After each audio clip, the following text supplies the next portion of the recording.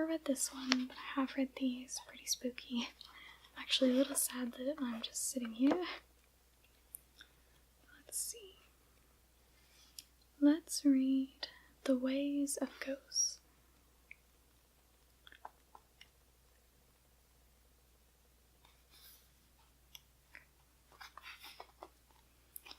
Alright. Oh, and by the way, this is Ghost and Horror Stories of Ambrose, Bierce. So this is The Ways of Ghosts. It says, present at a hanging. An old man named Daniel Baker, living near Lebanon, Iowa, was suspected by his neighbors of having murdered a peddler who had obtained permission to pass the night at his house. This was in 1853, when peddling was more common in the western country than it is now, and was attended with considerable danger. The peddler with his pack traversed the country by all manner of lonely roads and was compelled to rely upon the country people for hospitality. This brought him into relation with queer characters, some of whom were not altogether scrupulous in their methods of making a living, murder being an acceptable means to that end. It occasionally occurred that a peddler with diminished pack and swollen purse would be traced to the lonely dwelling of some rough character, and never could be traced beyond. This was so in the case of Old Man Baker, as he was always called. Such names are given in the western settlements only to elderly persons who are not esteemed. To the general disrepute of social unworth is affixed the special reproach of age. A peddler came to his house and none went away. That is all that anybody knew. 7 years later, the Rev. Mr. Cummings, a Baptist minister well known in that part of the country, was driving by Baker's farm one night. It was not very dark. There was a bit of moon somewhere above the light veil of mist that lay along the earth. Mr. Cummings, who was at all times a cheerful person, was whistling a tune, which he would occasionally interrupt to speak a word of friendly encouragement to his horse. As he came to a little bridge across the dry ravine, he saw the figure of a man standing upon it, clearly outlined against the grey background of a misty forest. The man had something strapped on his back, and carried a heavy stick, obviously an itinerant peddler. His attitude had in it a suggestion of abstraction, like that of a sleepwalker. Mr. Cummings reined in his horse when he arrived in front of him, gave him a pleasant salutation, and invited him to the seat in the vehicle. "If you're going my way," he added. The man raised his head, looked him full in the face, but neither answered nor made any further movement. The minister, with his good-natured persistence, repeated his invitation. At this the man threw his right hand forward from his side and pointed downward as he stood on the extreme edge of the bridge. Mr. Cummings looked past him, over in the ravine, saw nothing unusual, and withdrew his eyes to address the man again.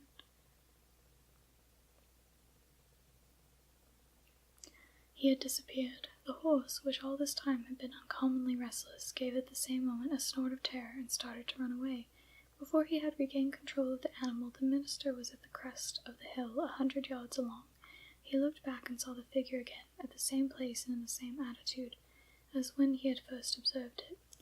Then, for the first time, he was conscious of a sense of the supernatural, and drove home as rapidly as his willing horse would go. On arriving at home, he related his adventure to his neighbors, and early the next morning, accompanied by 2 neighbors, John White Corwell and Abner Razor, returning to the spot, they found the body of Old Man Baker hanging by the neck from one of the beams of the bridge, immediately beneath the spot where the apparition had stood. A thick coating of dust, slightly dampened by the mist, covered the floor of the bridge, but the only footprints were those of Mr. Cummings' horse. In taking down the body, the men disturbed the loose, friable earth of the slope below it, disclosing human bones already nearly uncovered by the action of water and frost. They were identified as those of the lost peddler. As the double inquest, the coroner's jury found that Daniel Baker died by his own hand while suffering from temporary insanity, and that Samuel Moritz was murdered by some person or persons to the jury unknown. Very strange.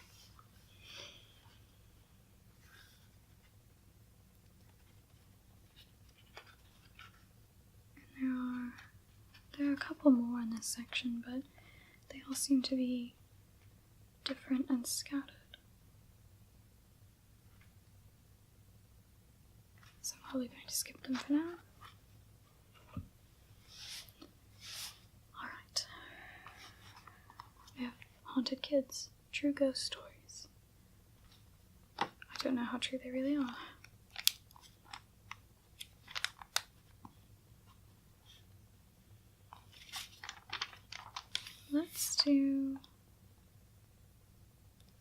grave consequences. Flipped right to it. Okay, that's not so long. By the way, this is by Allan, Zullo.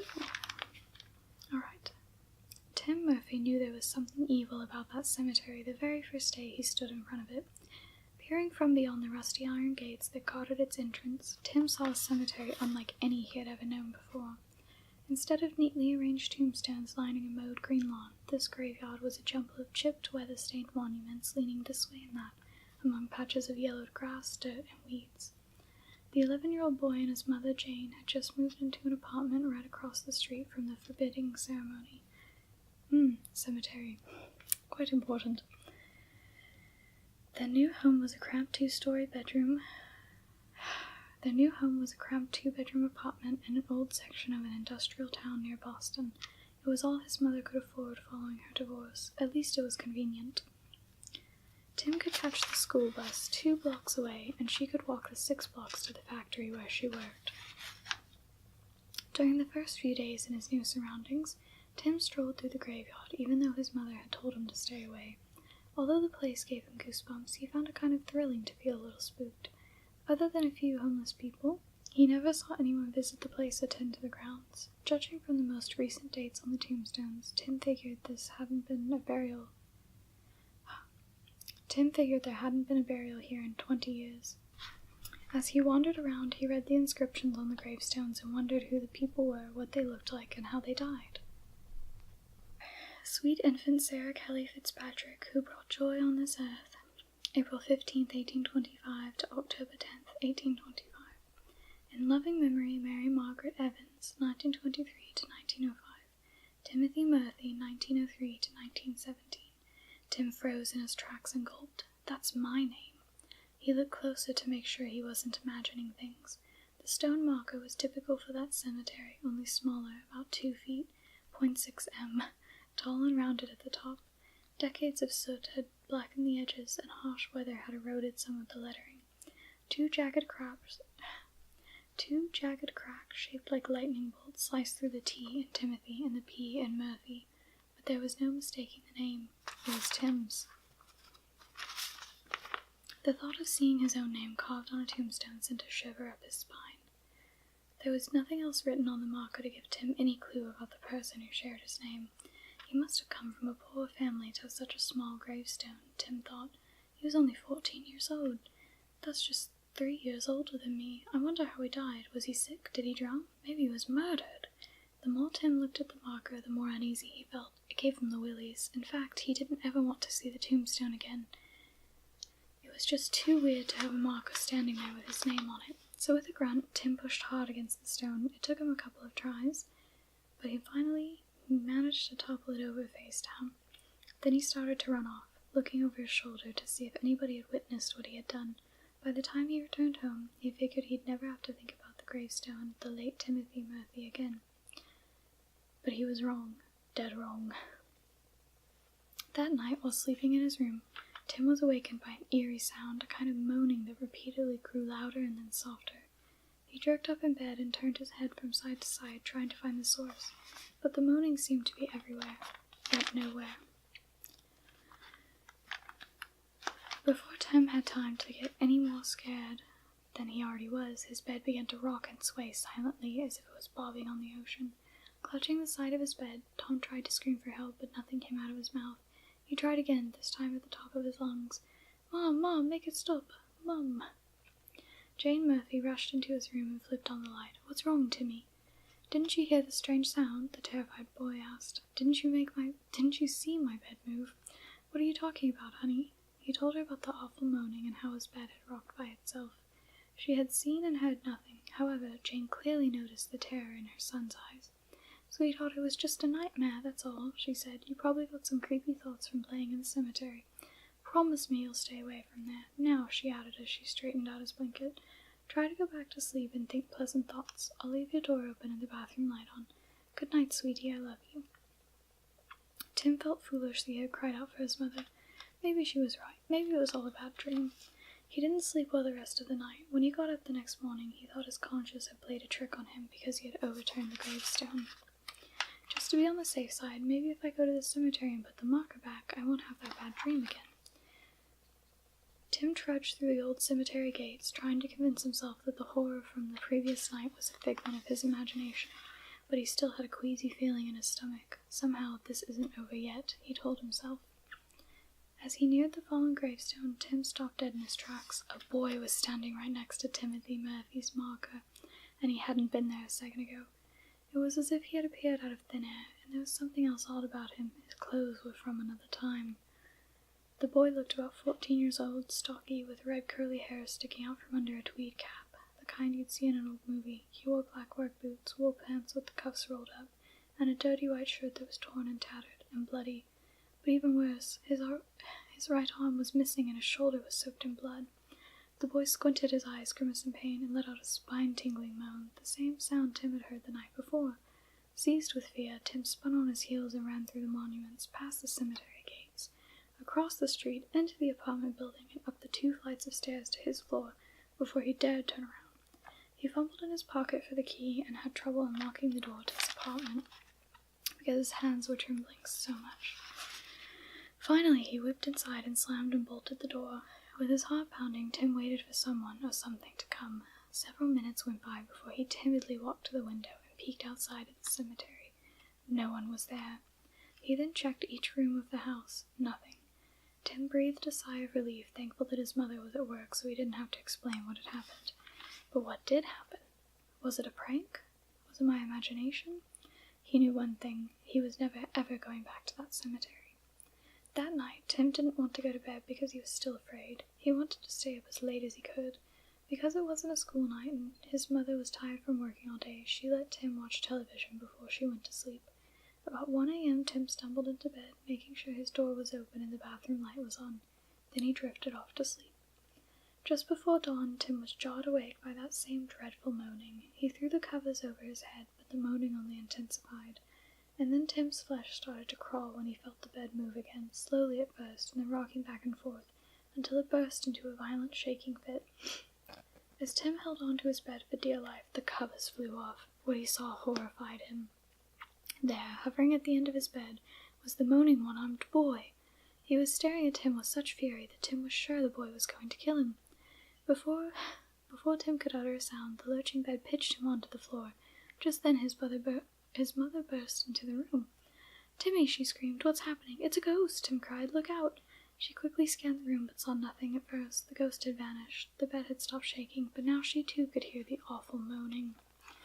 Next came the shock of their lives. The chair to Tim's desk zipped across the room by itself and crashed into the door. The bed began to vibrate again and bang repeatedly into the wall. A huge poster of a basketball star taped to the wall was suddenly torn in two by invisible hands. Tim's school books flew through the wall like crazed birds. Then, as unexpectedly as it began, the terrifying ordeal ended. Tim and his mother found themselves on their knees, clutching each other. They were too frightened and shocked to utter a sound for several minutes. "This can't be happening," Jane finally said. "I can't believe what I just saw." "Maybe we should call the police," she said. "Mom, no one's going to believe us. They'll think we're nuts." Just then the moaning started again. "Mom, I'm so scared. Let's get out of here now." Jane grabbed her petrified son by the hand and ran across the hall. She banged on the door of the neighbors, Jack and Lynn Grayson. The sleepy-eyed couple opened the door and were shocked by the terror-stricken faces of the Murphys. "What's all the commotion?" Jack asked. That sounds funny. Moving on. "Who's doing all that banging?" When Jane told them of the violent force that had invaded their home, Jack, a hulking steelworker, marched into their apartment. 2 minutes later he returned with his eyes wide and his voice trembling. "Something bad is in there, real bad. Your place is haunted." "Stay with us for now," Lynn told the Murphys. "I have a friend who knows a psychic investigator. I'll call in the morning. Let's see if he can figure out what to do." But Tim already knew what to do. He knew what had caused the moaning, the shaking bed, the destruction of his room, the banging walls. It was the ghost of Timothy Murphy. It took all morning for Tim to muster up the courage to go back to the cemetery. When he reached the graveyard gates, his feet felt like lead and his stomach was twisted in knots, but he made himself march past the rows of stark monuments. He was hoping the one-armed ghost wasn't hiding behind one of them. When he was about a half a football field away from Timothy Murphy's tombstone, he stopped. He had never felt such fear in his life. He took a deep breath and then dashed straight for the gravestone. His eyes started back and forth as he ran to the marker because he didn't want to be surprised if the one-armed boy suddenly appeared. Without wasting a second, Timothy lifted up the tombstone and put it back just as he had found it, securing it with rocks and dirt. Then he stepped back and said out loud, "Look, I'm really sorry I tipped over your gravestone. I didn't mean to cause any trouble. It's just that you and I have the same name, and I didn't want to have my name on a tombstone, that's all. I feel bad that you died. What happened? Did you get your arm chopped off in an accident or something? Anyway, you don't have to haunt my mom and me anymore. I put your tombstone back, okay? Now please leave us alone." Tim waited as long as he dared for some sign from the ghost, but there wasn't any. He sighed with relief and fled the cemetery. That night, while Tim and his mother stayed with relatives, a psychic investigator camped out at their apartment and found no further evidence of the ghost. But Tim already knew that. The ghost of Timothy Murphy, whoever he was finally at rest again. Alright. The last one is from More Scary Stories to Tell in the Dark. It's collected from Folklore and retold by Alvin Schwartz, with drawings by Stephen Gamble, or Stephen. I never know which way you say it. And these are very short. One of my favorites is, I believe, something about a bone.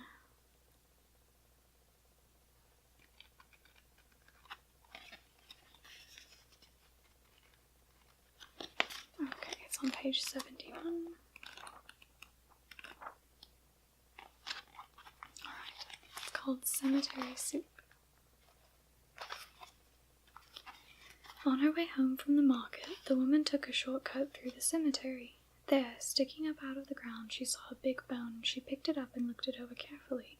"This will make a very good soup bone," she said. "I think I'll take it home. It's perfect weather for hot soup." When she got home, the first thing she did was start the soup.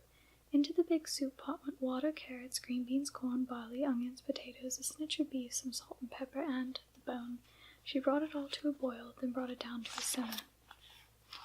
"Yum," she said, sniffing it and tasting it. "I can hardly wait till supper." Suddenly she heard a small voice. "Please give me back my bone." The woman paid no attention. Soon she heard the voice again. May I have back my bone, please?" The woman was reading the newspaper, and again she didn't take any notice. In a little while, the voice spoke up once more. It was beginning to sound angry. "Give me back my bone." Oh.